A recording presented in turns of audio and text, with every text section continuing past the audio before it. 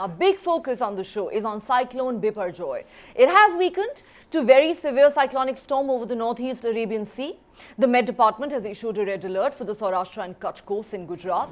Cyclone Biparjoy is expected to hit different parts of the country, and union and state ministers have reviewed preparedness. There was a high-level meeting held in the capital, chaired first by Home Minister Amit Shah, who has directed all stakeholders and officers to ensure zero casualties and minimize the possible damage. Subsequently, a high-level meeting was also chaired by Prime Minister Narendra Modi. Gujarat Chief Minister Bhupendra Patel and MPs from 8 districts in the state that could possibly be impacted by the cyclone have participated in these meetings as well. Now, the cyclone is expected to cross the Gujarat coast on the 15th of June. The Met Department has been providing regular updates about the cyclonic storm that's gushing through the Arabian Sea. Parts of the Saurashtra Kutch region have received heavy rains accompanied by strong winds. The Gujarat government has commandeered boats and ships and evacuated almost 38,000 people to safety. This will be the third cyclone to hit the western state of Gujarat since 1965.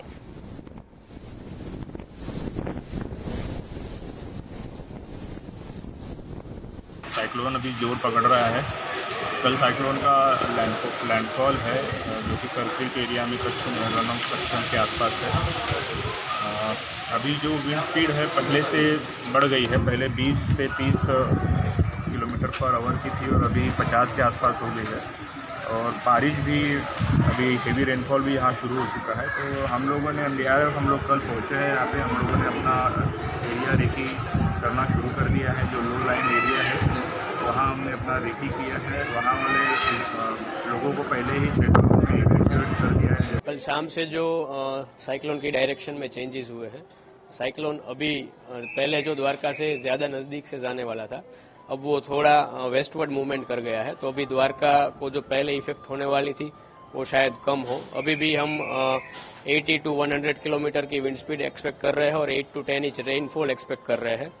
लेकिन we are prepared for everything. हमने लोगों को पूरे ज़िले में तकरीबन 4,500 लोगों को शिफ्ट कर दिया है। उनको सेफली शेल्टर होम में रख रहे हैं और any kind of eventuality we are ready for it. Cyclone Biparjoy की स्थिति से निपटने के लिए हमने राजकोट मंडल में एक इमरजेंसी कंट्रोल रूम ऑफिसर्स के द्वारा मैन किया जा रहा है राउंड द क्लॉक। साथ ही द्वारका, जामनगर और मोरबी में हमने एक मल्टी डिसिप्लिनरी टीम जिसमें सारे डिपार्टमेंट के ऑफिसर शामिल हैं और एक सीनियर ऑफिसर के नेतृत्व में तैनात की गई है, जिससे कि वो वहाँ पे रिस्टोरेशन का काम देख सके। यात्रियों की सेफ्टी को ध्यान में रखते हुए हमने 36 ट्रेनें पूरी तरह से कैंसिल करी हैं और कुछ ट्रेनों को हमने शॉर्ट टर्मिनेट किया और शॉर्ट ओरिजिनेट किया है, जिससे कि राजकोट ओखा सेक्शन में, क्योंकि हमने राजकोट ओखा और राजकोट पोरबंदर और राजकोट वेरावल सेक्शन में हमने पूरा पैसेंजर ट्रेन और फ्रेट ट्रेन का मूवमेंट अभी बंद कर दिया है।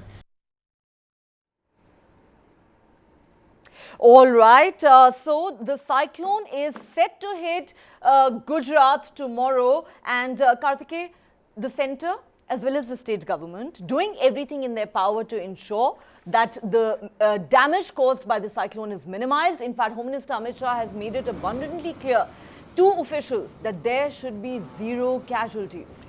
You know, Cyclone Biparjoy has a different story to be told. I think that story is not being told to the Indian audience. Cyclone Biparjoy is about climate change. Cyclone Biparjoy is about Arabian Sea warming up. Cyclone Biparjoy is about monsoon getting weakened because of a warm sea.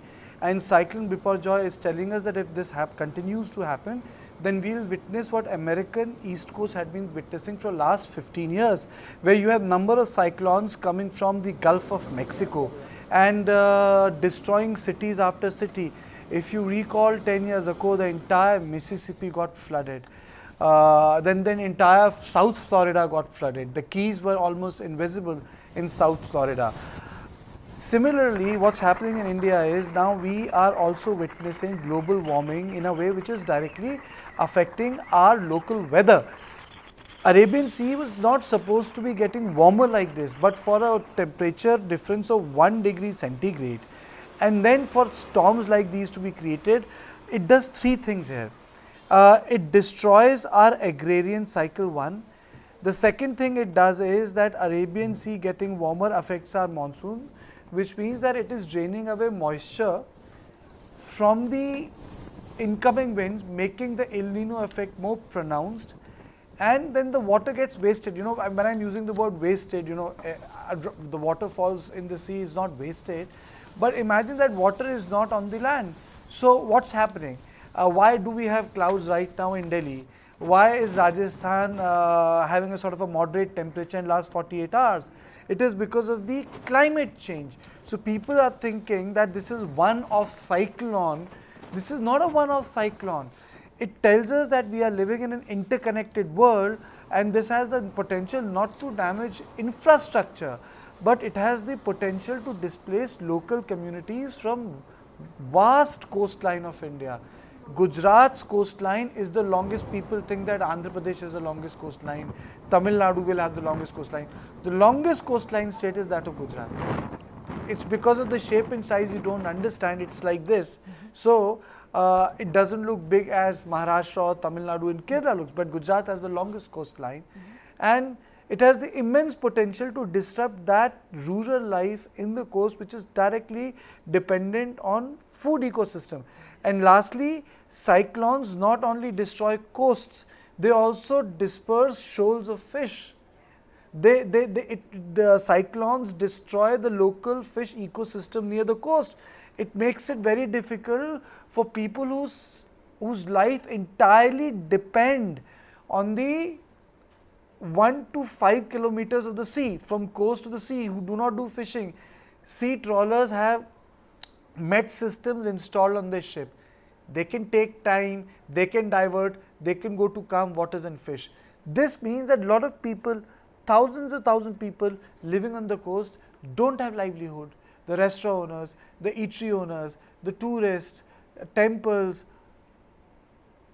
it's zero for them. It's zero economic activity for them. And if you look at these beaches, temporary infrastructure is there. Do you think that this temporary infrastructure is going to survive 100 km/h winds of the Arabian Sea? No, it is not. So yes, as you mentioned in the beginning, I think it has been degraded from extremely serious cyclone to a severe cyclone, but I don't think the problem has gone away.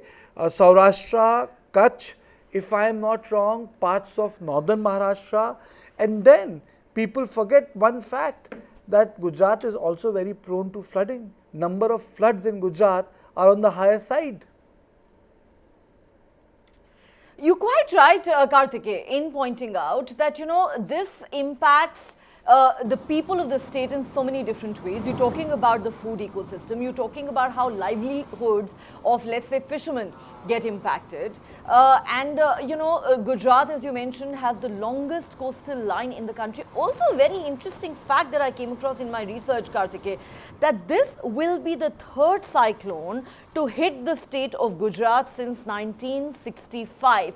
But of course, we would like to believe that between the first such cyclone and now, we've come a long way and are hopefully much better prepared to deal with natural catastrophes of this nature? See, to deal with natural catastrophe is one thing, but another important aspect is that this is not a one-off thing. Neha, this is not a one-off thing.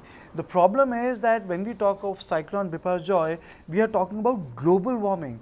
And the reason why I am saying this again and again is, if you look at the paper, if you look at the readouts, it looks like one-off thing. It looks like a polar blast. You know, it's like when we do coverage of polar blast of West Virginia or Maine or New York, you know, it's like, arey, itta snow gir gaya.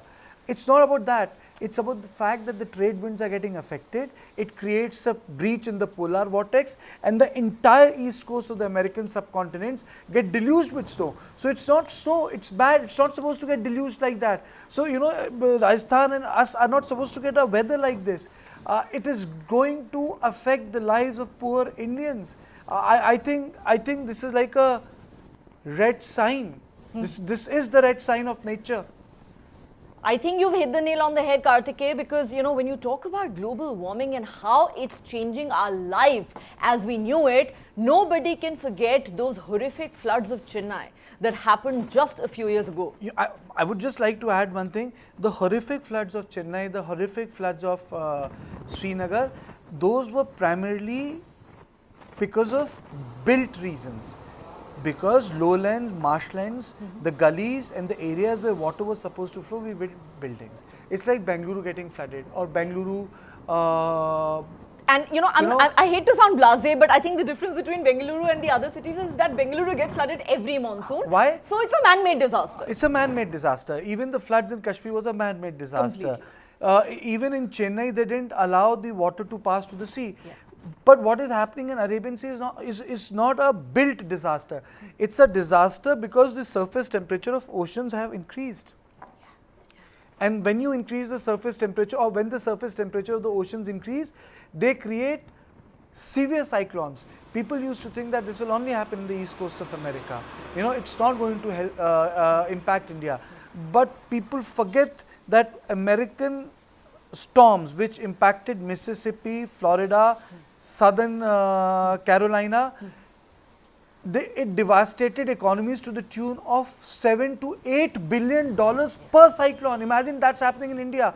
$35 billion? Yeah. State governments will go bankrupt. Absolutely. That's not something that we can afford to deal with, certainly not financially, and certainly not in terms of the sheer volume of damage and loss of life that it is likely to cost. Let's certainly hope and pray that this cyclone passes by without incident, without causing any major damage, and certainly without causing any loss of life. We are keeping our fingers crossed.